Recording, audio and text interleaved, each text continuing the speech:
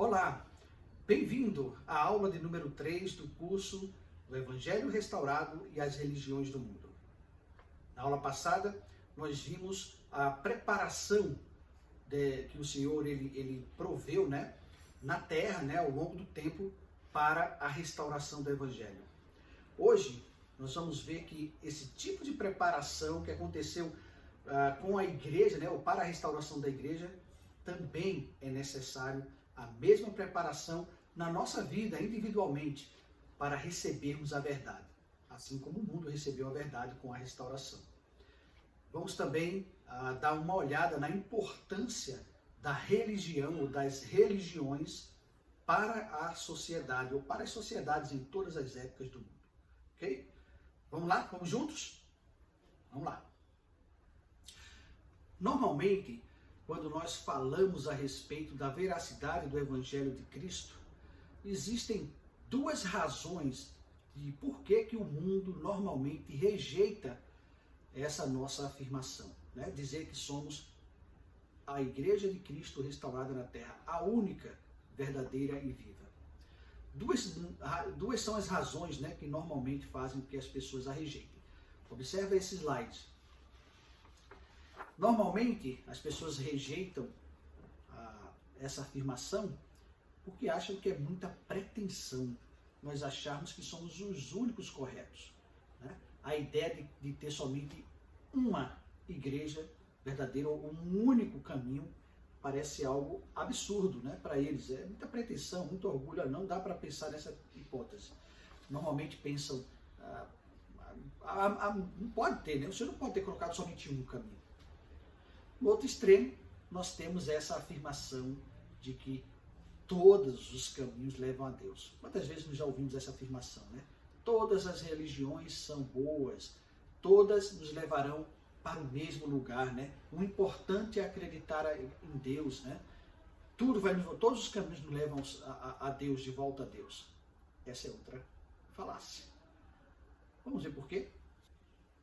O Elder Packer, certa vez, falando sobre esse assunto, disse que esses dois pensamentos eles são muito perigosos. O fato de dizer que não pode ter um único caminho é um pensamento, é um sentimento que, no seu maior grau, pode levar ao ateísmo, à negação de que Deus exista. Por outro lado, dizer que todos estão corretos também não é um pensamento lógico, E é interessante que as pessoas não utilizam esse mesmo pensamento para as outras áreas de sua vida. Por exemplo, ninguém diz assim, não importa o que eu estude, no fim eu quero ser um médico. Não importa se eu estude agronomia, se eu estude direito, no final eu vou ser um médico, eu vou receber um diploma de medicina. Impossível isso. Ou alguém pensar assim, bom, não importa em que escola eu estude, no final, todas as pessoas que estudam determinado assunto, em qualquer escola do mundo, chegarão ao mesmo patamar, ao mesmo objetivo. Também é falso, Para as coisas espirituais, da mesma forma. Não podemos pensar que qualquer caminho nos leva a Deus. De fato, esse é um pensamento, esse é um assunto, é um debate que sempre esteve presente em todas as épocas, Se a gente pegar a época dos patriarcas, por exemplo, até com Adão, Depois de um tempo, alguns de seus filhos começaram a seguir caminhos contrários ao convênio, E aqueles que saíram do convênio, eles não tinham mais autoridade nem poder para voltar à presença de Deus, exceto se eles retornassem para o convênio. Durante os patriarcas,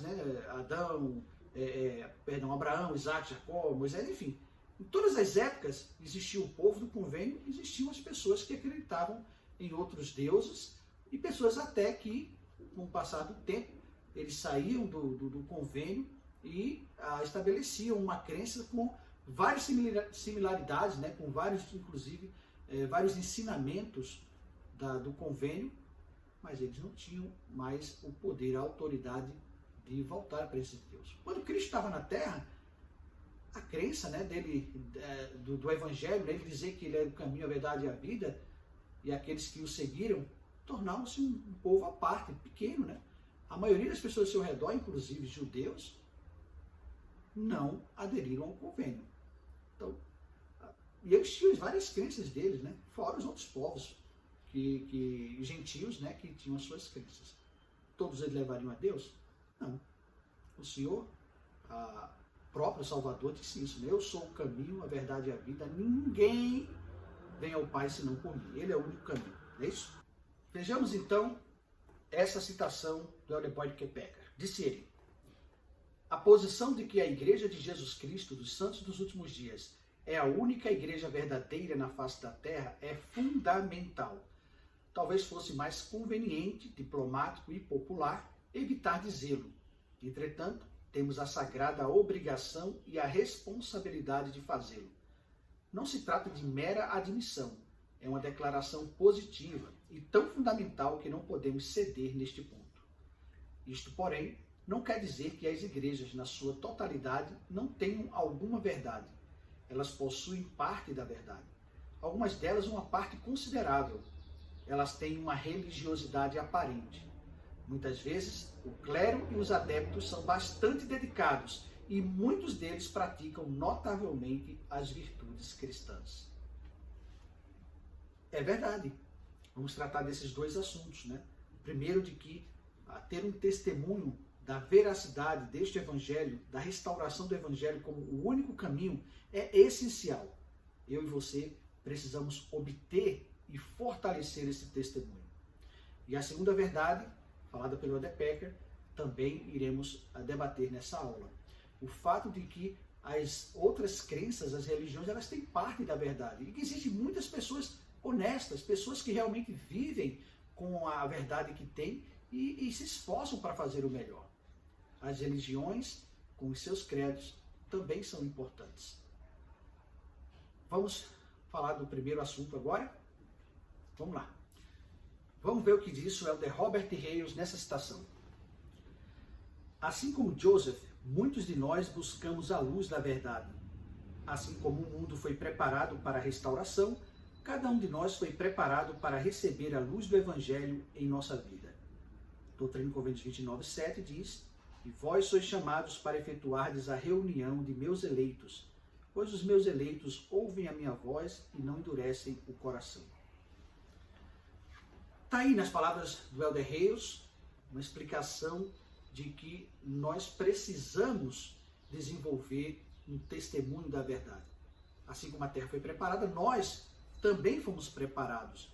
Nós nos tornamos os eleitos de Deus, né, ao ouvir a sua mensagem e aceitá-la. E olha, essa é uma responsabilidade não só para as pessoas que são conversas à igreja. Para você que nasceu no convênio, também é requisito de você que obtenha um testemunho da verdade e que você fortaleça esse testemunho. Você não vai ser ensinado por missionários, mas você será ensinado por seus pais desde pequeno. E assim como o converso, o caminho é o mesmo. Conhecer a verdade, viver a verdade e obter um testemunho da verdade. Gostaria que você me enviasse um vídeo, ou melhor, um áudio, né, ou escrito, um vídeo se você quiser também, relatando para mim as situações na sua vida em que você teve um testemunho das verdades do Evangelho. Por exemplo, você pode lembrar, se você é converso, como você conheceu a igreja, como você conheceu as verdades e não endureceu o seu coração, tornando-se assim um eleito e uma eleita de Deus. Você não é converso, né? As experiências que você teve, uma experiência que você teve em que, conhecendo a verdade, vivendo a verdade, você recebeu um testemunho dessa verdade. Ok? Manda para mim. Obrigado por você ter enviado a sua mensagem, né, de sua conversão, ou de momentos de conversão. Você deve ter notado que existe um padrão para se obter um testemunho da verdade. Com a sua experiência, você viu isso na prática. Mas vamos ver nas palavras do Elder Hales e de uma escritura, né, da experiência de Neff, como esse processo se dá. Olha aí. Diz o Elder Hales: o processo de receber o testemunho e converter-se inicia-se com o estudo e a oração, e continua quando praticamos o Evangelho com paciência e persistência, invocando o Espírito e tendo confiança nele. A vida de Joseph Smith e o padrão da restauração são exemplos excelentes desse processo. Primeiro Nefe 11, 1 e 2, que era a experiência em que Nefe ele vai atrás, né, de obter o testemunho das coisas que seu pai ensinou. E diz lá: pois aconteceu que depois de haver eu desejado saber as coisas que meu pai tinha visto e acreditando que o Senhor teria poder de torná-las conhecidas a mim, enquanto estava eu sentado, ponderando em meu coração, fui arrebatado pelo Espírito do Senhor. Sim, há uma montanha muito alta que eu nunca vira e sobre a qual nunca havia posto os pés. E o Espírito perguntou-me: que desejas tu? Muito bem, está aí o processo. É o mesmo para qualquer pessoa, converso ou nascido no convênio. Foi ensinado por seu pai, nasceu no convênio, mas buscou conhecer e ter o testemunho das verdades das quais ele foi ensinado. O processo é o mesmo. Muito bem. Na segunda parte da nossa aula, nós vamos verificar qual é o papel da religião na sociedade. Para introduzir esse assunto, nós vamos ver essa citação do Elder Holland, muito interessante, observa aí. Ele fala o seguinte: a segunda estrofe do hino Our Savior's Love diz: o Espírito, voz de bondade, sussurra aos nossos corações uma escolha melhor do que os gritos angustiados do mal. Alto pode o som de esperança ressoar até que todas as dúvidas desapareçam, e nós estamos ligados a Ele pelos laços de amor. Uma palavra geral, familiar a todos nós, que sintetiza esses laços de amor para com o nosso Pai Celestial seria religião. Está aí, o Elder Holland, então, fazendo essa introdução, mostrando que existe um laço que nos une, que une todos os filhos do Pai Celestial, todas as religiões. Esses laços é a religião, é a crença em um Deus verdadeiro, né? Em um Deus vivo, né? E é sobre isso que nós vamos falar hoje, né? A importância que tem esta formação religiosa para a criação, para a manutenção das sociedades. Vejamos esta outra citação. O Elder Holland continua: o que é igualmente óbvio é o fato de que o grande conflito entre o bem e o mal, o certo e o errado, o moral e o imoral, conflito que as grandes crenças do mundo e seus religiosos devotos têm historicamente enfrentado, está se intensificando em nossos dias e está afetando um segmento cada vez mais amplo de nossa cultura. E que fique bem claro que o crescimento desse conflito tem muita importância não apenas nas coisas da eternidade, mas também no cotidiano da vida. Então, Elder Holland, ele introduz esse tema, né, esse assunto, falando esse crescimento que tem acontecido, né, ao longo dos anos com respeito à religião. Na verdade, essa batalha, esse embate entre o bem e o mal, né, tem se intensificado. E existe um movimento que tem crescido, né, um movimento que nasceu ali em meados do século passado, um movimento que tem se espalhado pelas nações do mundo, um movimento maléfico que tem crescido, usando aí como pano de fundo essa ideia de laicidade, né? Ser um Estado laico, né? Veja aí a definição que nós temos na tela. Laicidade é a doutrina ou sistema que preconiza e exclui das igrejas o exercício do poder político ou administrativo. Então tá aí, é um grande desafio, né, para as religiões do mundo inteiro, né, em todas as nações, inclusive aqui no nosso país também. Esse movimento em nome da laicidade, né, tem se cada vez mais rejeitado os assuntos religiosos, ou mesmo as crenças, né, ou mesmo qualquer assunto ligado à sociedade, às pessoas, a manutenção, né, da sociedade, se esse assunto vem da religião, é algo a ser evitado. Esse movimento ele começou a tomar corpo ali, né, em meados do século passado, e hoje ele tem sido um grande entrave, um grande desafio para se exercer o direito de religião, né, o direito de crença. Isso está sendo muito atacado no mundo inteiro. Então, o Elder Holland ele introduz esse tema da importância das religiões, tratando desse problema que estamos enfrentando. Vamos ver um pouquinho mais. E é interessante notar que essa já era uma preocupação já conhecida pelos profetas de Deus. Na verdade, tem uma declaração, nós vamos dar uma olhada agora, do Elder Neal A. Maxwell, que ele deu em 1978. E é uma declaração alarmante, na verdade faz uma profecia sobre os dias futuros, né? Que é assombroso quando nós vemos hoje que a sua profecia ela tem se cumprido com exatidão. Dá uma olhada no que disse o Elder Neal A. Maxwell. Vemos em nossos dias um enorme esforço para estabelecer a não religião como a religião do Estado. Esta laicidade utilizará a cuidadosamente conquistada liberdade da civilização ocidental para tolher a própria liberdade ao rejeitarem os valores de nossa rica herança judaica cristã. Tempo virá, disse o Elder Maxwell, em que os seguidores desses valores verão as convicções religiosas serem fortemente rejeitadas. Este novo imperialismo anti-religião procurará desaprovar certas opiniões simplesmente porque elas terão origem em convicções religiosas. Profunda e poderosa, não é? Essa declaração. 1978 é o ano em que esse profeta de Deus enxergou que o crescimento desse movimento ele seria um grande entrave no futuro para a manutenção da liberdade religiosa, né? Interessante, foi 1978, 10 anos depois, nós tivemos a proclamação da nossa Constituição, na verdade a promulgação, né, da nossa Constituição em 1988, e um dos artigos, né, de abertura da nossa Constituição fala que o nosso país é um país laico, né?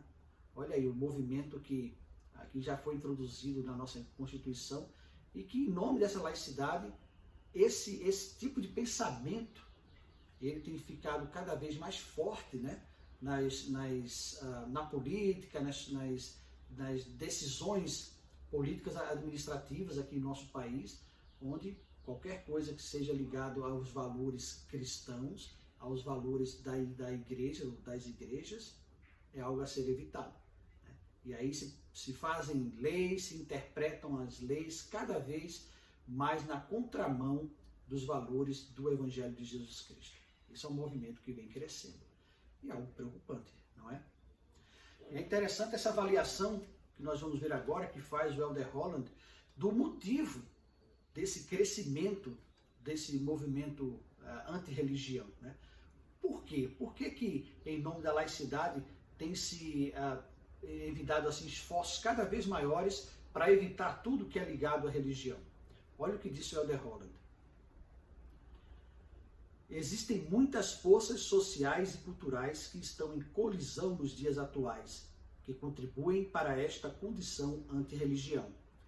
Parte desta falta de respeito pelas tradições das crenças religiosas, até mesmo pelo direito de expressar essas crenças, surge devido a uma notável mudança para uma preocupação cada vez maior com as circunstâncias existenciais desse mundo e uma menor preocupação, até mesmo em acreditar, nas circunstâncias, verdades e requisitos do mundo vindouro. Interessante essa explicação do Elder Holland, não é? Mostrando aí que o motivo de por que o crescimento desse movimento anti-religião. O que vem crescendo ao longo dos anos é uma preocupação cada vez maior com as circunstâncias desta vida, deste momento, dessa vida terreal, das coisas que as pessoas estão vivendo agora. E uma preocupação cada vez menor com o antes e o depois. As coisas de Deus espirituais, as promessas de vida eterna, de vida depois dessa morte, está tomando um espaço cada vez menor na preocupação, nos pensamentos dos homens. E aí é pensando no agora, nas coisas que estão acontecendo agora, nas relações, dos relacionamentos, que mais e mais as pessoas têm deixado com que as coisas desse mundo, os prazeres desse mundo, a visão e as coisas a serem alcançadas nesse mundo tome lugar das coisas eternas. E aí, um subproduto desse movimento, dessa mudança, né, de visão é o ateísmo. Olha o que diz esse teólogo, o senhor David Hart. Ele diz: o ateísmo, que consiste inteiramente em vagos argumentos boiando no oceano da ignorância histórica, causando turbulência com suas tempestades de estridente hipocrisia, é tão contemplativo quanto qualquer outra forma de fundamentalismo sombrio. Interessante, né? Essa definição de David Hart a respeito do que é o ateísmo, né? Eu concordo plenamente. É uma forma de pensamento extremista, né? Radical, como ele diz, é um fundamentalismo radical. Não acreditar, dizer que Deus não existe, é acreditar em quê? Em si mesmo. É defender a sua ideia como a verdadeira e única. É ter você mesmo, o seu pensamento, a sua crença como o seu Deus.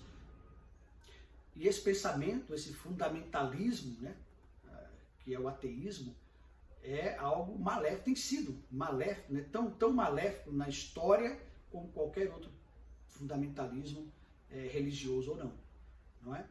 Com isso em mente, precisamos então agora pontuar por que as religiões elas foram e são importantes não só na criação, na estrutura, como na manutenção de uma sociedade justa e equalitária.